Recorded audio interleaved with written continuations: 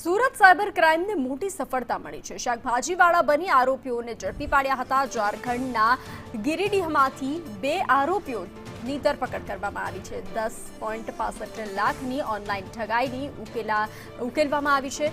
તો DCP fake APK ફાઇલથી mobile hack કરતાને ઝડપી પાડવામાં આવ્યા છે।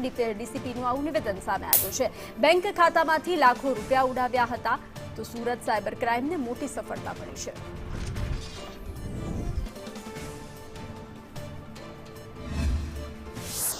આરોપીઓને શોધીને લોકલ પોલીસની મદદથી 2 પોલીસ સ્ટેશનના પોલીસની મદદથી એક ઓપરેશન કરીને બંને આરોપીઓને ધરપકડ કરી છે। જે બંને આરોપીઓ છે પહેલાનું નામ રૂપલાલ મંડલ છે અને બીજાનું નામ મુકેશ મંડલ છે। એ બંને મની મ્યુલ આરોપીઓ છે।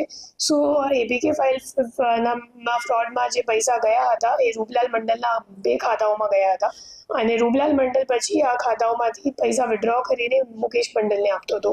તો એ બંને આરોપીઓને ધરપકડ કરવામાં અમે લોકોને ઘણી સફળતા મળી છે।